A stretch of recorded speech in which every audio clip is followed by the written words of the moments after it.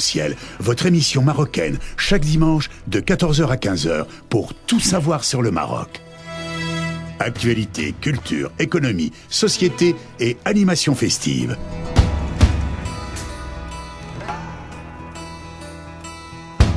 Avec Abdelatif, Arc-en-Ciel au cœur du Maroc.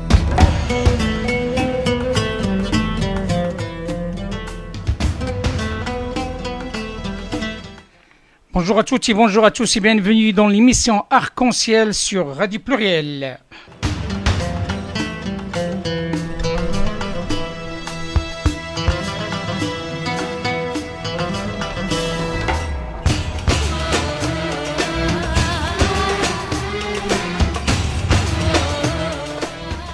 Nous sommes heureux ce dimanche 11 septembre 2016 de recevoir une personnalité qui a marqué l'histoire du Maroc dans un moment de transition, qui a aussi marqué aussi l'histoire de l'urbanisme, de l'habitat et aussi de l'architecture, un ancien ministre, un ministre d'actualité, un ministre que ses idées dans le passé sont encore d'actualité, et nous serons heureux de recevoir aussi à ses côtés notre professeur connu, reconnu auprès des auditeurs et auditrices de l'émission Arc-en-Ciel, professeur Abdelatif El-Fkak, Al-Ghani Al-Ta'rif.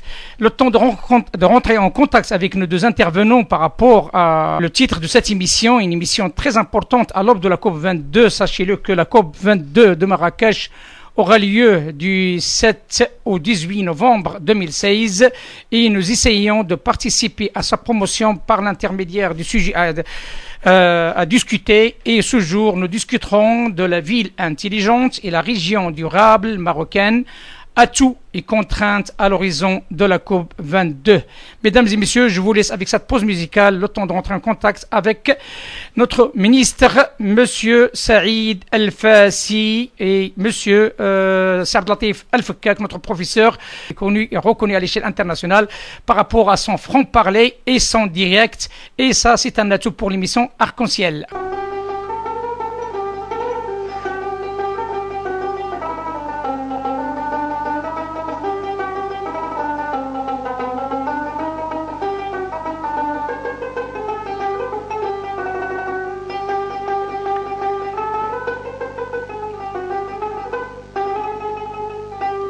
أباهي الكل زين يا مولاتي مليكة لك أنا مملوك قلبي حسن باك مالكم باهي عن كل زين يا مولاتي مليكة لك أنا مملوك قلبي حسن باك مالكم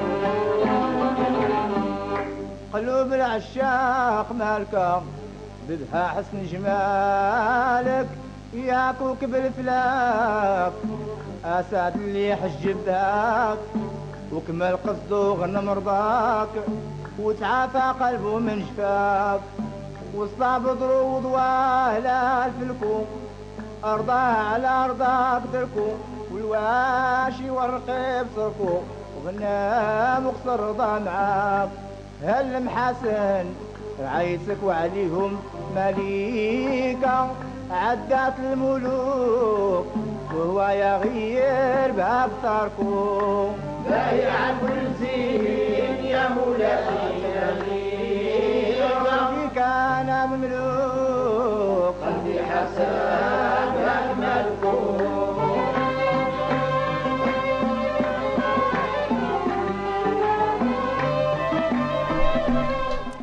De retour à l'antenne, et nous sommes heureux de recevoir ce jour Monsieur le ministre Saïd El-Fassi. Bonjour Monsieur le ministre. Bonjour cher ami.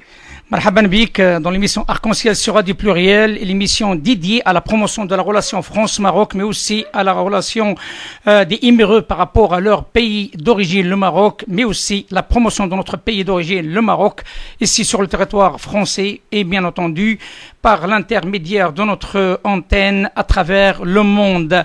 Marhaban Bssi Abdelatif El-Fekkak, aussi le professeur reconnu à l'échelle internationale, un professeur qui a tant donné pour son pays. Monsieur le ministre, vous êtes issu d'une famille qui a travaillé dans le cadre de la gouvernance de notre pays. Votre père, que Dieu son nom, était un ancien ministre, mais aussi un président de l'UNESCO au Maroc. Donc vous avez grandi dans la gouvernance, dans le pouvoir, et aussi vous avez marqué votre histoire dans l'histoire de l'habitat. Et comme on dit chez nous, quand le bâtiment ou l'immobilier va, tout va. Ma première question, Monsieur le ministre, durant votre mandat ministériel de 3 ans, vous avez été le ministre de l'Habitat, de l'aménagement du territoire, qui a marqué la politique de la ville et de l'urbanisme au Maroc.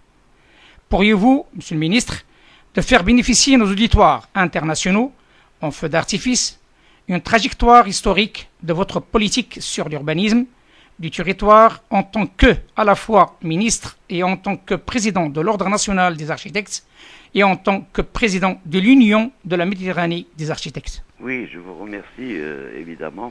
D'abord, je voudrais vous remercier d'avoir mis cette chanson qui porte le nom de ma mère, qui a été la seule femme marocaine en 1944 à signer le manifeste de l'indépendance. C'est un honneur. En outre, je voudrais vous rappeler que mon père, c'est Mohamed El Fassi, n'était pas président de l'UNESCO du Maroc, il était président de l'UNESCO international à Paris. Et c'était le premier musulman arabe à être président de l'UNESCO. Et c'était, je pense, en 1964. Et enfin, c'est une famille de militantisme. Je suis né dans le militantisme, parce que si on veut parler d'un feu d'artifice, il faut bien allumer les feux. Et pour allumer les feux, il faut repartir du début, je pense. Bien entendu. C'est-à-dire que déjà à 8 ans, quand ils ont enlevé feu Sa Majesté Mohamed V, je sortais dans la rue faire les manifestations avec la photo de feu Sa Majesté, etc. Et je rentrais à la maison et je recevais une fessée. Donc le militantisme, c'est une piqûre génétique, dirons-nous. Et j'ai toujours milité, j'ai toujours aimé l'esprit associatif. C'est ainsi que déjà en 1976, alors que tout jeune architecte, je suis rentré au Maroc, j'ai déjà été au Conseil supérieur de l'Ordre des architectes, et ça a duré jusqu'en 81, où j'ai vu que il n'y avait pas d'efficacité, et j'avais créé le syndicat national des architectes, ce qui m'a permis d'assister en 1986 au fameux discours du 14 janvier de feu Sa Majesté Hassan II à Marrakech, qui a fait un discours extraordinaire sur la philosophie de l'urbanisme, de l'architecture, le rôle de l'architecte, et il disait que l'architecte ne dessine pas des plans, mais il dessine la philosophie de la vie, ce qui m'a permis de rester là-dedans. En 1990, je suis revenu à l'ordre, qui était l'ordre des architectes et non pas l'ordre national des architectes, et j'ai été élu président en 1990 et j'ai vu que les textes qui étaient présentés, l'arsenal juridique en ce qui concerne l'urbanisme, l'architecture, l'habitat, le lotissement, étaient complètement faux, sans aucun sens, et j'ai créé tout un mouvement pour essayer de changer ces lois, et nous avons réussi finalement en 1994 à sortir la troisième loi, qui est la création de l'Ordre national des architectes, où on a fait donc des élections, où j'ai été encore élu président, ce qui m'a permis en fin de compte d'être président des architectes de 90 à 99. Entre-temps, évidemment, en 90, nous avons créé l'Union maghrébine des architectes, dont j'ai été président aussi, et dont je suis toujours le président fondateur et président d'honneur. Et en 1994, nous avons créé l'Union méditerranéenne des architectes à Rabat, où il y avait quand même 22 pays de la Méditerranée, y compris la Palestine et Israël. Vu que l'architecture est universelle et que ce n'est pas une histoire politique, mais ce qui m'a permis quand même de visiter tous ces pays, de connaître comment ça fonctionne, ce qui m'a beaucoup aidé quand j'ai été nommé par Sa Majesté, ministre de l'Habitat en 1995. Donc voilà un peu le rôle, mais là je me suis toujours intéressé à l'écologie, à l'environnement et tout ça. Déjà en 1976, je faisais partie donc d'une association qui était présidée par Madame Jamila Buré, qui était la belle-sœur de notre Wali Ibn Shamsi, et déjà nous parlions de ça. Et moi je suis apparu pratiquement dans le public en 1973, quand j'étais chef de la division des aménagements touristiques au ministère du Tourisme, parce qu'il y avait une conférence déjà sur l'eau, et où j'avais fait une intervention sur l'eau déjà, sur l'utilisation de l'eau et la priorité de l'eau dans la vie urbaine, humaine, et aussi bien animale que, enfin, de tout. J'ai toujours été là-dedans, Donc, nous avons fait des textes pour l'urbanisme, pour la ville, pour les citoyens. Nous avons toujours milité, non pas pour les architectes, mais pour l'architecture. Parce que l'architecte est un auxiliaire du citoyen, c'est un auxiliaire de l'État. Il doit absolument être au service. Ce n'est pas une question d'argent, d'honoraires, c'est de l'utilité publique qu'il s'agit. Et c'est ainsi, quand je suis arrivé au ministère, j'ai trouvé une politique, disons, pratiquement aberrante. Mais, moi, j'avais l'esprit de la continuité. Le ministre qui m'a prédécessé, qui était mon prédécesseur, qui est un ami d'ailleurs, avait un programme sur les instructions de Sa Majesté pour les 200 000 logements de 40 000. Moi, je n'ai pas effacé son programme. J'ai pris son programme, je l'ai étudié, je l'ai transformé, j'ai enlevé les terrains, vu que lui n'était pas un professionnel. Donc, j'ai essayé professionnellement de voir des terrains qui appartiennent à l'État réellement, non pas des terrains de Mulkia ou des terrains d'Omania. Non, les terrains d'Omania, c'est bien. C'est, par exemple, de l'armée. On ne va pas prendre les terrains de l'armée, on ne va pas prendre les terrains du privé sans raison. On ne va pas déloger quelqu'un pour reloger quelqu'un d'autre. Donc on a fait un programme. On a changé aussi le type de logement pour se rapprocher beaucoup plus du logement marocain. Vous voyez, un salon marocain, c'est un salon rectangulaire, on rentre par le milieu de la pièce pour pouvoir mettre des tables, parce que les dimensions sont faites par rapport aux tables à manger. Exactement. Donc on a refait tout un programme, et nous avons réussi à faire un programme pour 48 000 logements. Et pendant cette époque, nous avons pu réussir à faire construire 360 000 logements. Comme je disais, Sa Majesté avait dit le premier programme de 200 000 logements. Et un premier, ça entend un second et un troisième, etc. Malheureusement, tout ça c'est le passé. Quand j'étais à ce ministère, d'abord j'avais un souci, c'est lutter contre la corruption. Et pour lutter contre la corruption, ce n'est pas la corruption contre laquelle il faut lutter sur les raisons, le mal qui génère la corruption. Par exemple, les commissions d'attribution. Pourquoi des commissions d'attribution? Tout Marocain a le droit d'avoir un logement. Il n'y a pas de raison de faire une commission, lui dire d'avoir 3 enfants. Il peut ne pas être marié et se marier par la suite et avoir des enfants. Il peut avoir 3 enfants et faire un accident et ne plus avoir d'enfants. Donc, le fait d'être un Marocain qui n'a pas de logement est suffisant pour qu'on lui attribue un logement. Et j'avais constaté aussi le problème des bidonvilles. Les bidonvilles, les bidonvillois, comme je dis, raser le bidonville, et ben le bidonville, c'est comme de la barbe. Plus on la rase, plus il pousse dur. C'est incroyable. Parce que c'est un fléau, c'est un fléau, c'est vrai, c'est un fléau, monsieur le ministre. Oui. C'est un vrai fléau.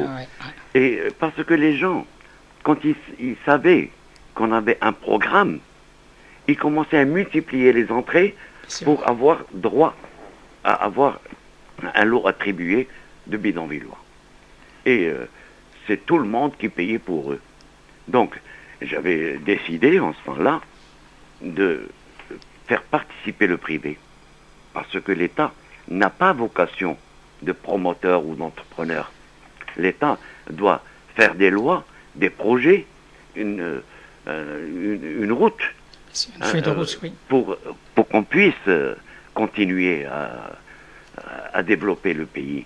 Donc, j'ai mis à la disposition de promoteurs privés des terrains avec une condition de donner un certain nombre de logements aux bidonvillois à un prix inférieur, sans bénéfice, quoi. Et le supplément de logement, ben, ils ont disposé comme ils voulaient. Et on a constaté que ça marchait très bien. Et c'est pour ça, d'ailleurs, qu'à un certain moment, j'avais proposé à Sa Majesté de créer le Oman, qui devait s'occuper du rural et laisser, là où il y a du profit, au privé. Parce que le privé n'ira pas au rural parce qu'il n'y a pas de bénéfice. Malheureusement, ça a pris une autre direction. Tellement de choses ont pris. Justement, monsieur le ministre, moi-même, personnellement, parce que je suis un petit peu dans le domaine personnel, la personne qui organise le seul et l'unique salon fait par un franco-marocain ici en France, le salon de l'immobilier marocain, qui s'appelle Simorop.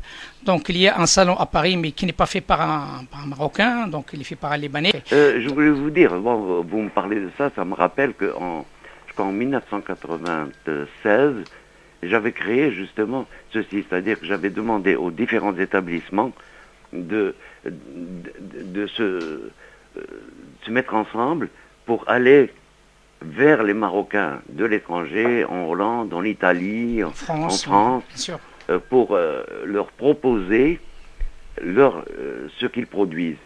Et je leur avais justement dit qu'il fallait qu'ils produisent ce que veulent les gens et non pas ce que eux ils veulent. Et je crois que ça marche encore. Actuellement, j'ai un peu quitté ça des yeux, mais je pense que ça a continué. Ça a continué avec quelques anomalies, donc peut-être on aura l'occasion d'en parler. Certainement, comme tout secteur d'activité, on le sait très très très bien, il y a toujours des lobbies, il y a toujours absolument.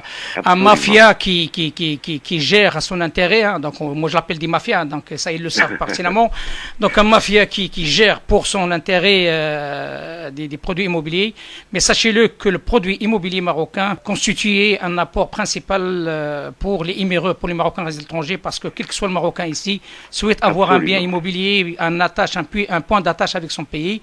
Et ça, malheureusement, oui, mais malheureusement, il y a beaucoup d'arnaques. Et comme je l'ai dit dans un article, quand j'étais organisé un salon à Lyon, on dit en français, nul n'est censé ignorer la loi, mais moi je dis, nul n'est censé ignorer l'arnaque. Voilà. Voilà. Absolument.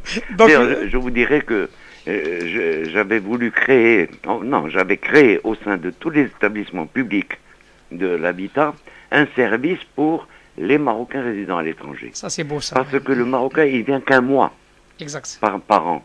Exactement. Et toute cette pénalité administrative faisait qu'il n'arrivait pas. Donc il fallait un service qui s'occupe uniquement d'eux. Malheureusement, tout ça n'existe plus. Et c'est pour ça que j'ai été amené d'ailleurs dans ce ministère de prendre 150 arrêtés de gestion. Ouais. Par exemple, c'est énorme. Je vous donne un exemple, c'est-à-dire que n'importe qui travaille avec les établissements publics était payé par chèque. Et si pour être payé par chèque, il doit déposer son décompte ou sa note d'honoraire au rez-de-chaussée, au bureau d'ordre, qui lui transmettait à un autre, et il devait suivre. Et généralement, c'est 4-5 étages, donc à chaque étage, il devait payer pour que le dossier il passe.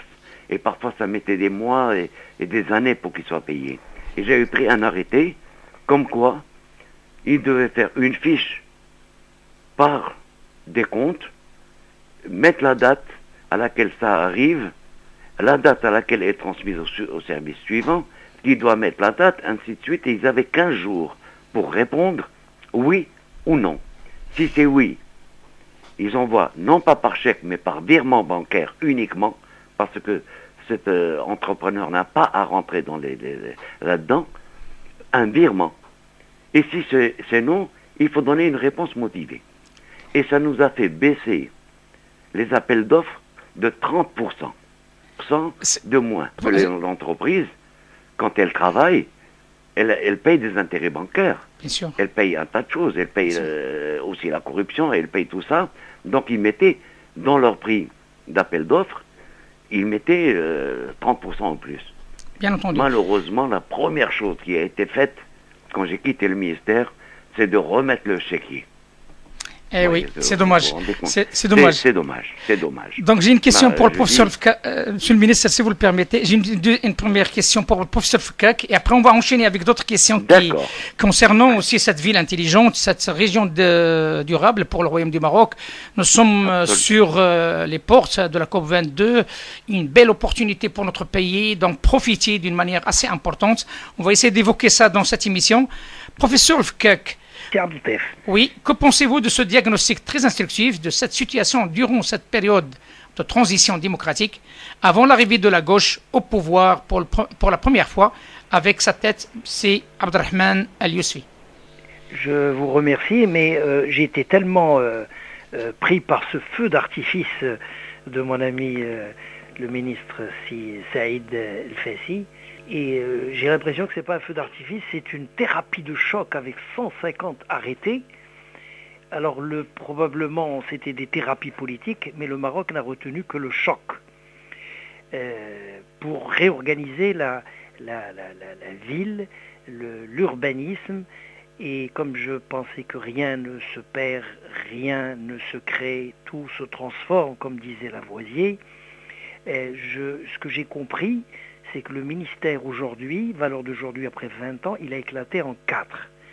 Alors, il y a ce qu'on appelle la politique de la ville, qui est à la fois un ensemble d'actions collectives de l'État qui vise à valoriser les villes, les quartiers, l'aménagement du territoire, niveler les classes sociales, réduire les inégalités entre les territoires régionaux, résorber les bidonvilles, non pas les villes bidons, mais des villes vertes, avec un environnement respirable et agréable pour la qualité de vie, de vivre ensemble. Et ces actions collectives de la vie, je dirais de la politique, se réalisent qu'avec l'image des villes intelligentes ou des smart cities, dans le cadre d'un état de droit, avec le respect des législations, le respect des codes de la route, le respect des règlements, le code pour qu'il y ait un savoir-vivre urbain. Ça, c'est le premier point qui est extrêmement important parce que la société n'est que le reflet de son image des villes. Ça, c'est la politique, ce qu'on appelle de la ville. Mais il y a, c'est Saïd a insisté sur la politique qu'on appelle d'urbanisme, qui est à la fois un champ disciplinaire, à la fois des universitaires où on intègre les sciences humaines, où il y a l'écologie, la sociologie, la psycho, les sciences juridiques, les sciences politiques, la sémiologie, l'histoire, l'aménagement du territoire et l'animation des territoires. Et il y a, dans ce côté à côté des universitaires, il y a le champ des professionnels qui posaient des problèmes. Tout était compliqué, qui recouvre l'urbanisme, l'organisation des villes, le territoire avec des politiques de logement, le transport, l'environnement, des zones d'activité industrielle et commerciale, et à partir de ces deux, il y a également une politique d'aménagement du territoire, c'est-à-dire niveler une culture entre l'urbain et le rural. Et vous savez que le regroupement, le concept sociologique de la territorialité, la région, c'est le rassemblage entre les zones rurales et les zones urbaines. C'est ce qui a donné le nouveau concept, de façon à ce que la ville tire en haut. Moralité de l'histoire aujourd'hui, la pression de la migration, pas l'immigration, la migration et l'absence de pluie, comment prévoir la situation. On a les villes, au lieu, comme Fès, comme les États-Unis, qui est capable d'intégrer l'individu dans une ville avec ses codes, avec ses valeurs, avec son rapprochement, on a aujourd'hui une ruralisation de la ville. Et le pire de tout ça, donc les bidonvilles qui étaient résorbés il y a une vingtaine d'années, ils sont devenus des villes bidons. Au bout de 60 ans, on n'a pas appris aux gens à ne pas jeter les papiers parce qu'ils pensent encore que la route n'est pas une poubelle. Et là, il y a tout un problème lorsque des ministres arrivent, qui sont des ministres, mais qui n'ont pas de formation ni urbanistique, ni sociologique, ni d'aménagement du territoire, ni celle hydrique, c'est-à-dire de l'eau, qu'est-ce qui va se passer? On se retrouve avec une situation extrêmement difficile à gérer. Aujourd'hui, juste pour lui donner la parole, aujourd'hui, il y a ce type de ministère. Exactement. Et aujourd'hui, qu'est-ce qu'il reste de l'ensemble de ces types de... Il y a un éclatement du secteur, hein, donc il y a un éclatement de ce... Voilà, c'est-à-dire il y a aujourd'hui il y a 4 ministères. Ouais. Le ministre de l'Habitat et de la politique de la ville sont séparés en 2. Il y a l'aménagement du territoire et l'urbanisme. Pour le découpage de type viable, pas de découpage de type politique. Il devient au niveau de l'intérieur. Et vous avez l'eau qui faisait. Alors Sylvestre et l'urbanisme. Alors Sylvestre s'occupait de ces 4 types de départements. Aujourd'hui, il rentre dans les détails, mais il n'y a pas ce qu'on appelle, en termes politique urbaine, une cohésion politique et sociale de la ville et de la région.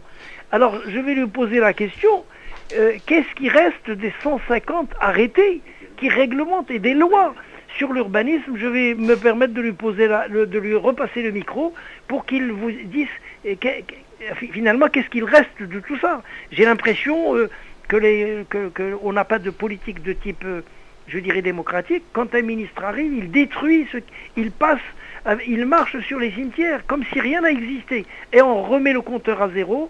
Et le problème du Maroc, c'est qu'au lieu d'avoir un cumul d'expériences, on remet les compteurs à zéro. Je ne sais pas si monsieur le ministre pourra l'affirmer ou le confirmer. Alors je vous le passe. Allô. Oui. Oui, absolument. Et monsieur le professeur a complètement raison. Effectivement, des 150 arrêtés, il ne reste rien, vu que la première décision a été de remettre le paiement par chèque, donc de remettre des raisons de la corruption. Quant aux lois sur l'urbanisme, il faut les revoir maintenant complètement, parce que les plans d'aménagement sont complètement erronés. À fixer une hauteur, ça ne permet pas d'avoir un véritable paysage urbain, comme dans le temps quand on voit une ville. En ce qui concerne les architectes, les gens n'ont rien compris à la régionalisation.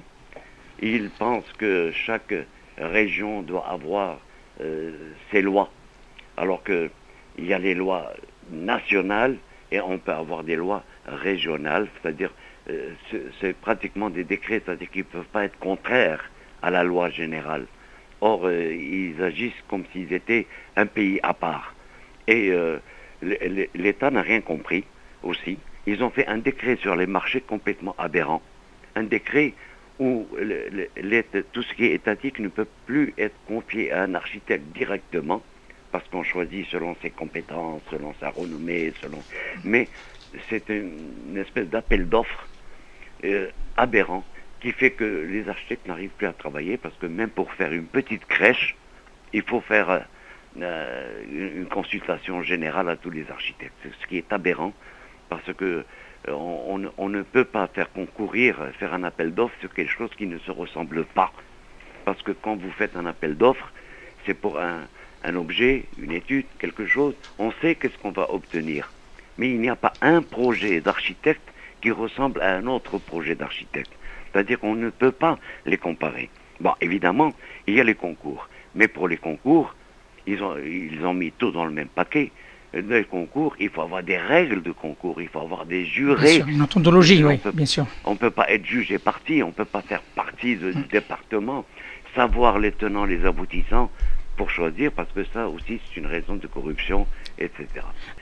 Pardon, monsieur le ministre, parce que je vais essayer de partager un petit peu le temps, parce qu'il me reste une demi-heure, oui. Et il y a des choses qui sont très intéressantes encore à développer avec vous, parce que pour moi, sincèrement, je suis très heureux de vous avoir en ligne, ainsi que c'est le FUCAC, parce que ça permettra de clarifier, de donner un historique profond de la réalité de ce secteur. Excusez-moi, il y a des choses très importantes à savoir. Oui. Vous savez, comme on dit, c'est avec les gouttes d'eau que débordent les rivières. Bien sûr, Tout intéresse COP22. bien sûr, Tout.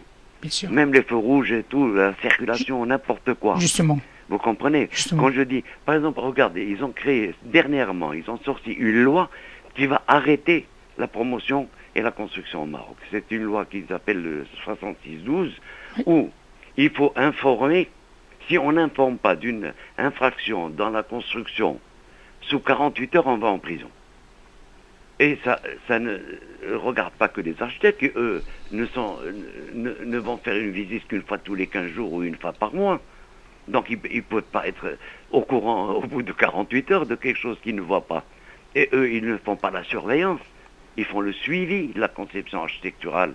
Et le promoteur, il n'est pas là tous les jours, lui-même. Et l'entrepreneur, le menuisier, l'autre, comment ils vont voir quelque chose qui est à l'intérieur du mur, une infraction, alors tout le monde va aller en prison? C'est complètement ridicule, ces lois. Ça va tuer non seulement les architectes, parce qu'au début, ils ont pensé que c'était contre les architectes. Moi, j'ai vu le ministre de l'Urbanisme, personnellement, j'ai discuté avec lui, il a dit, non, je vais enlever ça. Monsieur Mron, d'accord. Eh oui. Et c'est le contraire qui est arrivé. Et ça a été adopté, et c'est une aberration. C'est une aberration. Justement, Monsieur le ministre, parce que dans ce sillage-là, parce que quoi qu'il arrive, il faut appeler un chat, comme on dit, hein, parce que là, on est dans un cadre de clarté, de parler vérité. Comment vous voyez cette politique des villes nouvelles? Et pourtant, Dieu sait, hein, donc tout le monde le sait, le travail qu'on a fait ici sur cette région et avec par l'intermédiaire d'un certain nombre de ministres, avec à l'époque Sihjira ou avec l'époque de Monsieur Nabil Ben Abdallah, pour promouvoir ces villes nouvelles, sauf qu'on se trouve dans une situation avec les promoteurs, avec les groupements d'intérêt général de ces villes nouvelles, devant un blocage. Et pourtant, nous sommes sur une zone qui est construite sur des communes rurales. Il n'y a rien. Et là, ça confirme tout ce que vous avez dit par rapport à cette décomposition de secteurs à travers un grand nombre de ministères. Ça pose un problème réel parce que simplement, il y a des bâtiments, mais il n'y a personne. Il n'y a pas le Marafiq al-Ukhra, tous les autres. Il n'y a rien. Donc, voilà. Je suis d'accord avec vous. Est-ce que vous vous rendez compte que quand on avait prévu ces villes nouvelles, ça ne devait pas être des villes aussi grandes. Nous, on avait prévu 5 000 logements pour Tamsna, pour Tamansour. Ils ont mis 50 000. C'est la spéculation. L'infrastructure de vie normale. Il y a rien. Qu'est-ce que vous voulez justement en parlant donc de réchauffement, etc. Quand vous avez des villes pareilles où les agents de police ils s'amusent avec le feu rouge, où vous restez arrêté pendant 2-3 minutes au feu rouge. Moi, j'ai vu une fois une voiture tomber en panne parce que c'est resté 7 minutes. Parce que l'agent de police, il jouait avec les feux rouges. Moi, ça me rappelle, Allah yarhamou, Sibn Shamsi Ouali, qui s'était arrêté et il avait enlevé la clé aux flics sur la route des Zahir. Il lui avait enlevé et refermé, il lui dit arrête. Parce que on a beau faire des plans de circulation. Quelqu'un vient tout changer. Quelqu'un de bien placé, il va changer le sens interdit parce que lui, il veut aller dans sa maison. Ce qui fait qu'on a 3 voies, toutes dans le même sens. Il faut faire tout un détour. Et ils ne se rendent pas compte que, comme je vous dis, il n'y a pas de détail. C'est le détail qui fait l'ensemble. Quand vous devez aller quelque part et vous devez faire un tour de plusieurs centaines de mètres, vous consommez de l'énergie, vous consommez vos freins, et les freins, il faut refaire des plaquettes, et pour refaire des plaquettes, c'est énergie fort, donc il faut la production d'énergie, donc il faut réfléchir à faire des plans de circulation dans les villes, à permettre aux gens la proximité, faire des petites villes, 5 000 logements, ça fait quoi? Ça fait une petite ville de 25 000 habitants. On veut aller voir sa tante, son ami, on va à pied. On n'est pas obligé de prendre une voiture ni de transport en commun. Mais quand on fait des villes comme Casablanca, ça devient aberrant. Ouvrir des milliers d'hectares à l'urbanisation, mais c'est complètement aberrant. Justement, un point là-dessus, le problématique par rapport à cet étalement de la ville, c'est qu'on a besoin de bâtiments pour réduire la ville. Est-ce que c'est une solution selon vous? Non, vous savez, il faut revoir l'esprit de l'urbanisme. Quand vous êtes à New York, et il s'écarte de la rue, et il monte en hauteur, c'est-à-dire, ce qui est important par rapport à la circulation, et par rapport aux égouts, aux différentes infrastructures, ce qui est important, c'est le nombre de foyers. Ce n'est pas le nombre d'étages. Vous pouvez avoir 10 étages, mais plus resserrés, quand vous pouvez avoir que 4 étages, avec occuper tout le terrain. Donc, vous ne permettez pas une sculpture urbaine. Donc, ce qu'il faut, c'est prévoir combien de foyers on doit desservir pour les pompiers, pour les ambulances, pour la circulation, pour le ramassage du poubelle, etc. Donc, pour pouvoir faire un plan de circulation, il faut un plan d'urbanisme adéquat. Ce n'est pas la hauteur qui compte. La hauteur, par contre, c'est intéressant, vu que si on a des édifices tout au long, par exemple de 4 étages, nous avons un degré d'agressivité dans la ville qui est nettement supérieur que quand c'est peu peuplé. Exactement. C'est le nombre de populations qu'il faut compter, non pas le nombre d'étages. Parce que monter en étage, ça peut permettre d'avoir des espaces publics, des espaces verts, d'avoir un tas de choses aussi. Mais seulement on est très loin de ça, parce que les gens n'ont pas été éduqués à respecter les autres. On dit le citoyen. Moi je dis, pour être citoyen, il faut habiter dans la cité. Parce qu'il faut avoir des règles de voisinage. Or, comme a dit tout à l'heure le professeur Cac, les gens, c'est pas que la rue qui est pour l'extérieur. L'immeuble lui-même, quand il sort de l'appartement, le palier c'est l'extérieur. Il va jeter ses saletés sur le palier. Il va dessiner sur le mur. Et si tu rentres chez lui, ça sent le grésil, le javel, le parfum, il y a des fleurs et tout. Donc, chez lui. Oui, exactement. Mais dès qu'il ouvre la porte sur le palier, c'est l'extérieur. C'est la responsabilité collective qui manque par rapport à notre période. Voilà. Donc, exactement, professeur, j'ai une question pour le professeur Fkak, si vous le permettez. Oui, donc, voilà, donc, professeur. Oui, Fkak, je crois que vous avez tout entendu, donc on va essayer maintenant de passer à une question qui est très importante, parce qu'avec le temps qui reste, ça nous permettra de la développer d'une manière plus approfondie, parce que là, on a bien parlé des causes et les raisons qui ont poussé ce bilan plutôt négatif, mais n'empêche, dans le négatif, il est toujours, dans le problématique, il est toujours la solution, et nous avons une opportunité au nord qui s'appelle la COP22. Le Maroc est connu, reconnu par l'organisation d'un certain nombre d'événements internationaux. Pourquoi pas qu'il en profite et pourquoi pas sur ce volet de la COP22.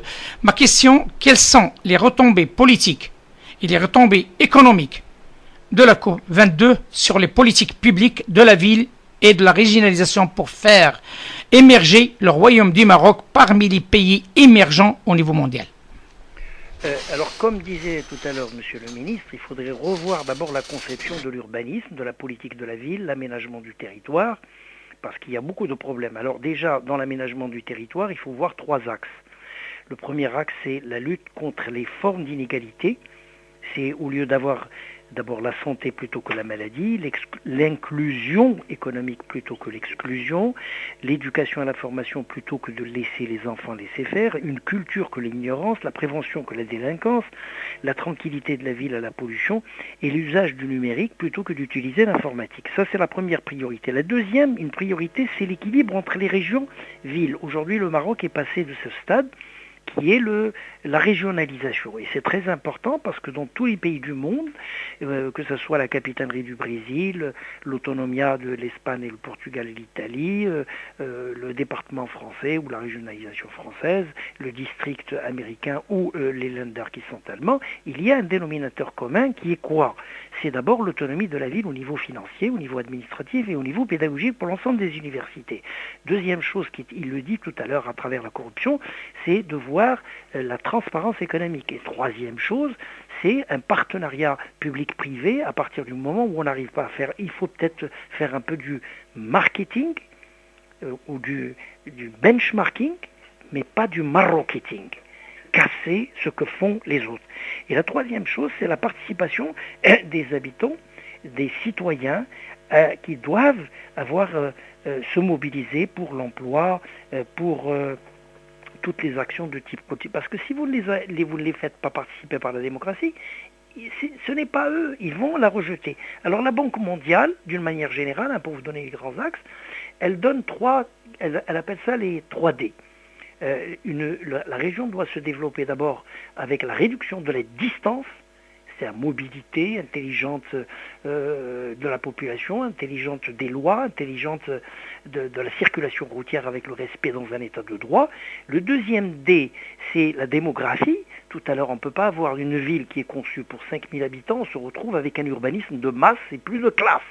On veut faire des villes humaines, et puis comme les universités, il n'y a pas d'université de classe, ça devient une masse, elle est faite pour 5000, il y a 50 000. Alors tout est détruit. Et le troisième D, c'est le développement qui doit traîner avec lui la ruralité. Alors à partir de là, il y a ce qu'on appelle, toujours la Banque mondiale, dit qu'il y a des pôles de régions, et c'est là où il y a le COP22 qui est très important, une attractivité pour des villes ou des régions qui sont productives, comme Casablanca.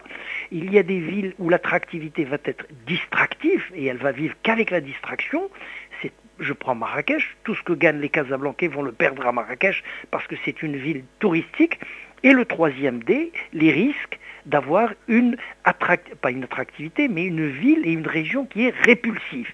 C'est-à-dire ça fait peur, il y a une criminalité, il y a Charmil, il y a, je ne veux pas être... Mais ça devient difficile. Ce qui fait que tout ça, et vous avez parfaitement raison de le rappeler, le COP22, ce qu'il nous faut, c'est des hommes. Et je l'avais dit la dernière fois, il faudrait que, comme dit la Banque mondiale au niveau des concepts, le GAR, qu'est-ce que c'est le GAR ? Le GAR, c'est la gestion axée sur les résultats. Il faut une démocratie avec la méritocratie, une démocratie intelligente, mais pas folklorique, une démocratie avec le peuple, pas sans le peuple. Il faudrait qu'il y ait une démocratie intelligente qui est ascenseur social pour les autres.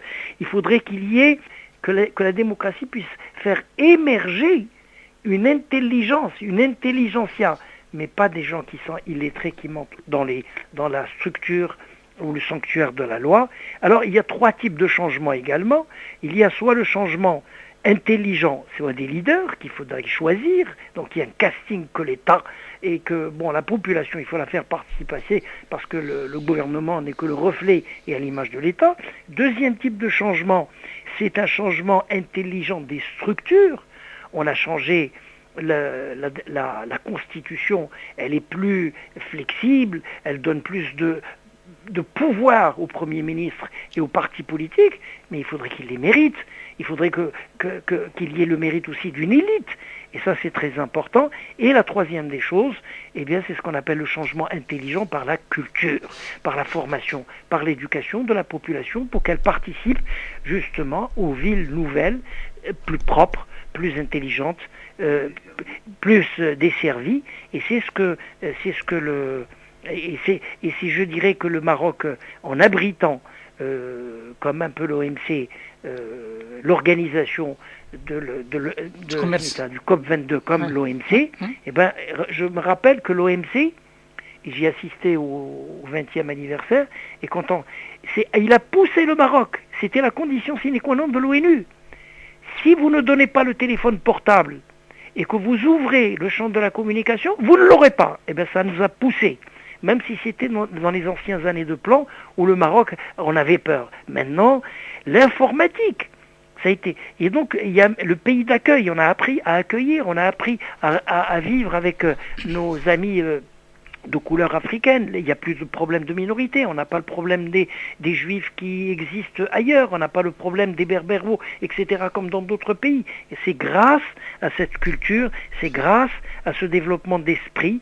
On a aussi développé l'import-export, alors que le premier pays au monde signataire de l'OMC, c'était bien aussi le Maroc avec les grands, parce qu'il y a tout un travail de coulisses.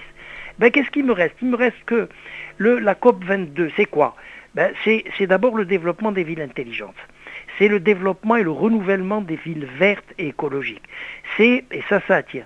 C'est le travail, comme le fait le Maroc aujourd'hui, avec les centrales solaires, avec la biomasse, avec l'hydraulique, avec l'air, l'eau et l'air. Et c'est grâce à ces types de révolutions, d'abord industrielles, hydriques, et je dirais aujourd'hui d'informatique ou du numérique, que le Maroc va évoluer, parce que l'intelligence qu'il doit avoir avec ses hommes et l'État, c'est qu'il met le curseur et en appuyant, cliquant, il va rattraper le retard de 30 ans, 40 ans, 50 ans. Professeur, et ça, c'est la merveille du numérique. Professeur, en un mot, parce que là, après, je vais passer une dernière question à Monsieur le Ministre, et après, un dernier mot pour tout le monde. Oui. Si je peux résumer par rapport à tout ce que je viens d'entendre de votre part, l'imagination devrait être stimulée, pas bridée. Donc, je continue ma dernière question avec Monsieur le Ministre, si vous le permettez. Monsieur le Ministre, ma dernière question donc sera en gros un mot de la fin, mais un mot plus d'avenir, vu qu'on parle de la COP22, vu qu'on parle des efforts déployés par le Royaume, malgré cet décalage entre le rêve et la réalité. Le Maroc a connu aussi la création de la première ville verte de Ben Guerir, hein, donc vraiment un échantillon. Moi j'ai une question à vous poser, pourriez-vous me confirmer ou m'infirmer, pourquoi pas, de prendre une région avec 6 villes qui peut être un modèle d'une ville, d'une région intelligente, voire numérique, pour que le Maroc puisse donner l'exemple à d'autres pays africains et à d'autres régions à l'intérieur du Maroc. Oui, effectivement, bon, vous avez raison. Moi, j'ai toujours préconisé de faire des choses expérimentales. Non pas, comme on disait, pilote, mais expérimental, parce que pilote, ça veut dire que ça a déjà réussi. Donc, notre problème, c'est que, vous voyez, les Marocains ne méritent pas leur roi. Vous voyez, Sa Majesté, qui a créé le programme Nour, qui est un précurseur extraordinaire sur la production d'énergie. C'est une station extraordinaire. Et on va arriver à 500 mégas cette année, ce qui est énorme. C'est énorme. Avec un pourcentage énorme de la production d'électricité au Maroc. On prévoit d'arriver à 40% de production, donc justement voltaïque. C'est extraordinaire. Sa Majesté aussi, il a prévu le rapport sud-sud au lieu de sud-nord, parce que le Maroc, il ne peut pas concurrencer l'Europe, il n'a pas les moyens de concurrencer l'Europe. Donc, par contre, on peut aller vers l'Afrique subsaharienne. Bien sûr. Et je trouve que c'est génial. C'est vraiment... Mais malheureusement, les Marocains sont très, très, très, très, très loin de la vision de leur roi, qui est extraordinaire. Selon vous, Monsieur le Ministre, la raison c'est quoi? C'est le manque de culture, c'est les lobbies, c'est la recherche de l'argent, c'est vouloir réussir tout de suite. Et tout seul? C'est un manque de culture, qu'est-ce que vous voulez que je vous dise? Ouais. Et quand vous pensez que les écoles, dans le rural, il n'y a pas de toilettes pour les filles, est-ce que vous vous rendez compte? Et les parents, ils n'envoient pas leur fille dès qu'elle a 12 ans ou un truc comme ça, elle ne va pas aller à l'école. Parce que si elle a besoin de faire ses besoins, elle doit aller derrière un rocher. C'est pas normal. Comment on ne pense pas à ces choses-là? À créer des WC dans les écoles. Pas dans toutes les écoles. Pourquoi on n'a plus d'internat dans le rural? Pourquoi les enfants doivent quitter l'école? Pourquoi ils arrivent au collège, ils ne savent ni lire ni écrire? Mais tout ça fait que plus tard, quand ils sont plus vieux, plus grands, ils ont l'incompétence. Justement, monsieur le ministre, il y a un écrivain espagnol, un journaliste aussi, qui a fait une étude sur le Maroc. Il a dit qu'il y a 3 volets qui bloquent l'émergence du Maroc. Je vais vous les citer rapidement parce que le temps presse. L'éducation, bien entendu, la justice, c'est très important, et l'entrepreneuriat, les PME, PMI. Donc, ça, c'est des éléments qui constituent la société, qui constituent une société qui peut suivre cette vision royale pour un Maroc émergent. Moi, je pense qu'il y a tout un travail à faire dans ce sens et donner l'égalité de chance à tous les Marocains, soit à l'intérieur, soit à l'extérieur. Que pensez-vous pour un dernier mot, Monsieur le ministre, par rapport à cette richesse marocaine à l'étranger qui est toujours attachée aux constantes, qui est toujours attachée à son pays d'origine? À mon avis, on ne fait pas assez pour les Marocains à l'étranger. On ne fait vraiment pas assez. D'ailleurs, Sa Majesté en a parlé quand il a fait la visite là, sur les consulats, sur le comportement de toute cette administration à l'étranger. Il faut, franchement, il faut faire beaucoup plus. Mais il ne faut plus nommer n'importe qui, n'importe où, comme a dit le professeur Skak. Il faut prendre des gens compétents qui en veulent et qui ne sont pas là pour remplir les poches, ni pour remplir les poches des amis. Donc, quand vous voyez dans les ministères, normalement, le cabinet doit être formé de gens compétents, pas des cousins, des amis, des amis. Tout à fait, Monsieur le ministre. Vous avez tout à fait raison, et c'est ce qu'on essaye à travers cette émission de dire la vérité, d'ouvrir les yeux à ceux qui nous écoutent. Sachez-le, si on veut vraiment suivre les directives de Sa Majesté, cette vision royale, il est temps que chacun de nous assume sa responsabilité. Monsieur le ministre, il me reste 5 minutes. Je vais donner la parole à Saad Latif El Fkak pour un dernier mot. Je vais vous dire un petit mot en plus, parce que comme j'ai été président du Conseil national de l'ordre, actuellement les gens, mais surtout c'est des architectes, ils ne veulent rien faire parce qu'ils veulent se rapprocher des ministres, ils veulent se rapprocher des walis, ils veulent se rapprocher... Exactement. Et on va avoir bientôt les élections de l'ordre national des architectes. Ils sont devant des lois aberrantes et parfois anticonstitutionnelles, et ils n'ont même pas un vrai président ou un vrai conseil pour aller les défendre et qui oserait dire au ministre, monsieur le ministre, vous vous trompez. C'est faux ce que vous faites. C'est le courage. Vous allez contre l'intérêt national. Vous allez contre l'intérêt des citoyens. Vous allez contre les intérêts de l'administration. Merci, monsieur le ministre. Et on va avoir les élections législatives bientôt. J'espère que les gens comprennent qu'ils ne vont pas voter pour un homme ou une femme. Ils vont voter pour un parti. Donc, s'ils sont d'accord avec un parti, qu'ils votent le parti, quel que soit le candidat qui est présenté par ce parti. Parce qu'ils votent pour le parti qui va reprendre le gouvernement, qui va avoir la majorité, qui va faire les lois, qui va faire tout ce qu'il faut ou ce qu'il ne faut pas, malheureusement. Merci, monsieur le ministre. Merci beaucoup, monsieur le ministre. Je vous remercie de m'avoir C'est un honneur pour nous. C'est le Fkak. Oui, monsieur. Voilà, donc comme d'habitude, donc vous êtes toujours le dernier.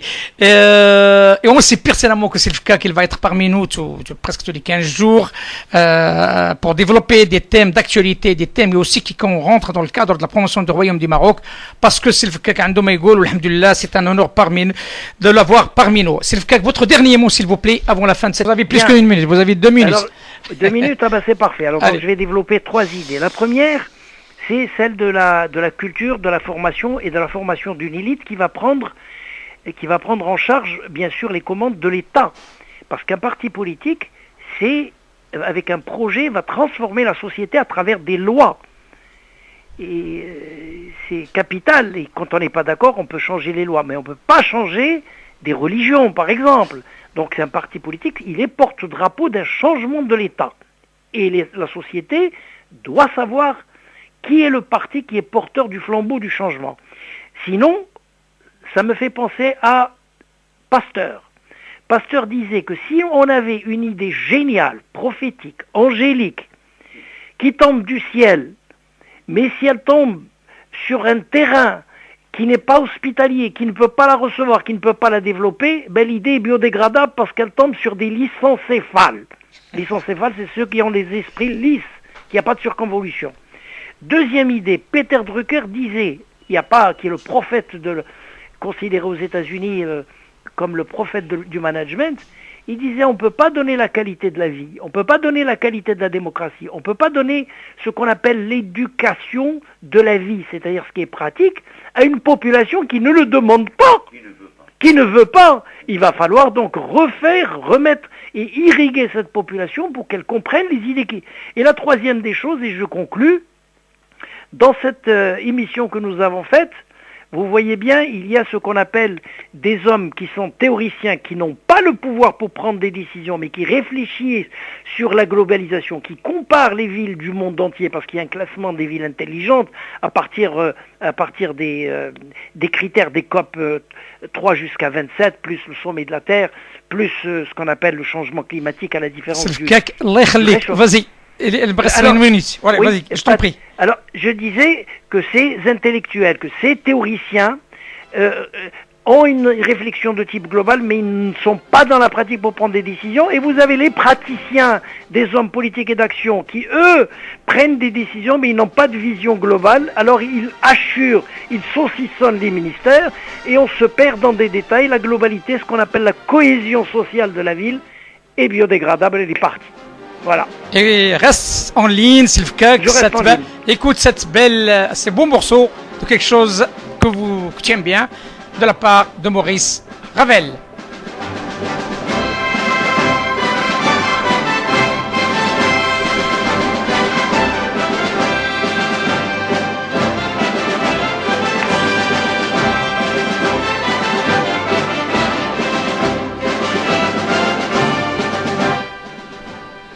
سيداتي سادتي إلى اللقاء. شكرا سي عبد اللطيف الكاك، شكرا سي سعيد الفاسي، وإلى اللقاء.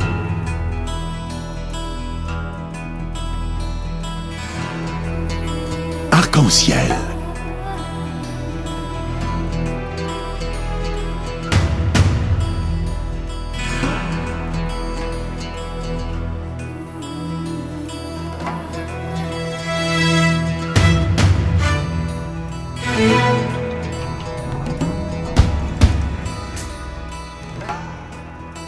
Arc-en-ciel, votre émission marocaine, chaque dimanche de 14h à 15h pour tout savoir sur le Maroc.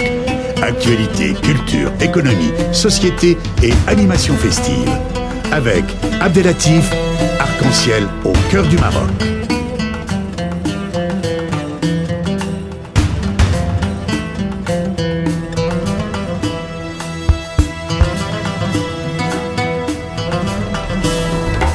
Arc-en-ciel, la chronique.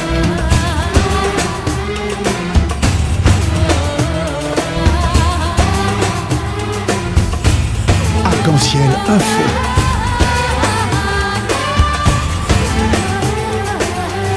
Arc-en-ciel, animation festive.